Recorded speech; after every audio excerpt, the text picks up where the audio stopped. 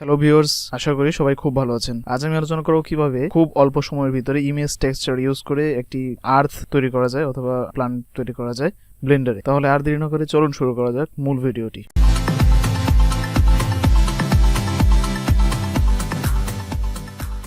তো আমরা শুরুতেই চলে যাব ব্লেন্ডারে। তো আমি শুরুতেই ব্লেন্ডার ওপেন করে নিলাম এবং এখানে ক্লিক করে দেন কিউবটি ডিলিট করে দিলাম। ডিলিট করে অ্যাড প্রেস করে ম্যাশ থেকে ইউভি স্ফিয়ার নিয়ে নিলাম। এটাকে এস প্রেস করে একটু বড় করে নিলাম। দেন ট্যাব প্রেস করে এডিট মোডে চলে গেলাম, অথবা আমরা এখান থেকেও এডিট মোডে যেতে পারি। এখানে অবজেক্ট মোড, এডিট মোড সব মোডই আছে। আর আমরা শর্টকাট ইউজ করে ট্যাব প্রেস করলে এডিট মোডে, আর এডিট মোড থেকে ট্যাব প্রেস করলে আবার অবজেক্ট মোডে চলে যাব। আমরা ব্লেন্ডারে কাজ করার সময় অধিকাংশ সময় সাব ডিভাইড করে থাকি যে কোনো অবজেক্টকে। তো আজ আমি সাব ডিভাইড করবো না, আজ আমি একে আনসাব ডিভাইড করবো।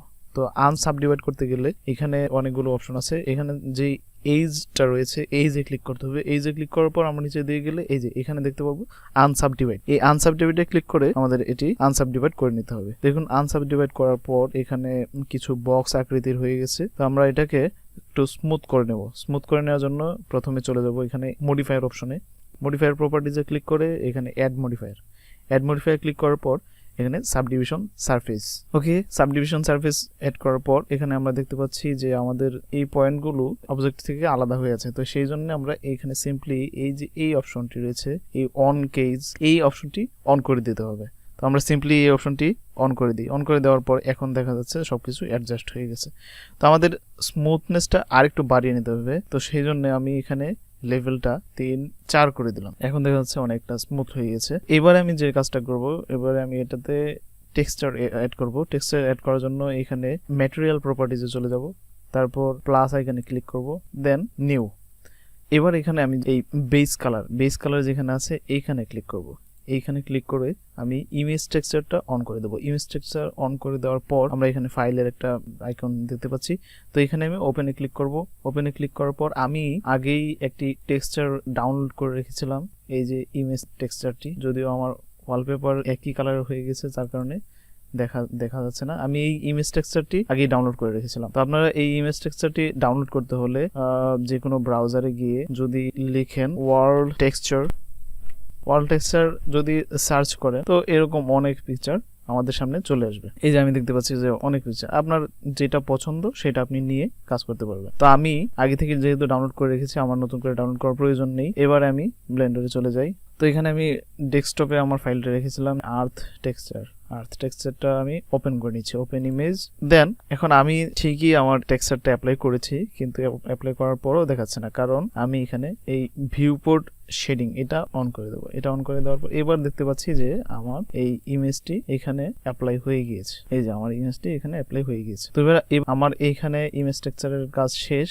খুব অল্প সময়ের ভিতরেই আমি আপনাদেরকে দেখিয়ে দিয়েছি যে কিভাবে এই ইমেজ টেক্সচারটি অ্যাপ্লাই করতে হয়। এবার আমি আবার ট্যাব প্রেস করে অবজেক্ট মোডে চলে যাব। অবজেক্ট মোডে যাওয়ার পর আমি দেখতে পাচ্ছি যে আমার এক পাশে এখনো অন্ধকার রয়ে গিয়েছে। তো আমি কয়েকটি লাইট এড করব। তো অ্যাডে প্রেস করলাম, দেন লাইট, দেন আমি এখানে সানলাইট এড করব। সান এড করলাম।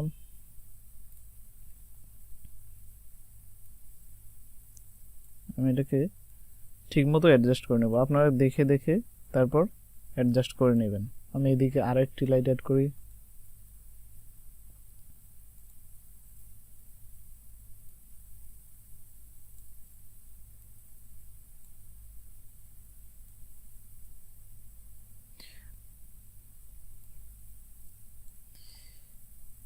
এবার আমাদের লাইটের ইফেক্ট দেওয়া শেষ। এখন যে কাজটি করতে হবে, এটিকে সিলেক্ট করে একটু উপরে তুলে দিই। এখন আমরা নিচে একটা প্ল্যান অ্যাড করব। তাহলে দেন মেশ প্ল্যান অ্যাড করার পর এস প্রেস করে এটাকে একটু বড় করে নেব। বড় করে নেওয়ার পর আমাদের এটাকে আরো উপরে তুলে দিতে হবে। ওকে, ব্যাস এবার হয়ে গেছে। আমরা এখন চেক করব যে আমাদের লাইট ইফেক্টটি ঠিকভাবে কাজ করেছে কি না। আমরা এই লাইটটিকে আরেকটু উপরে তুলে দিই, এই পাশে দিয়ে দিই।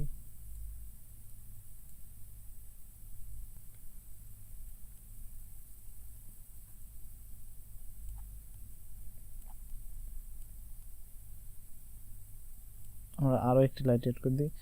আমরা কাজের প্রয়োজনে যত লাইট দরকার তত লাইটই আমরা ইউজ করতে পারবো।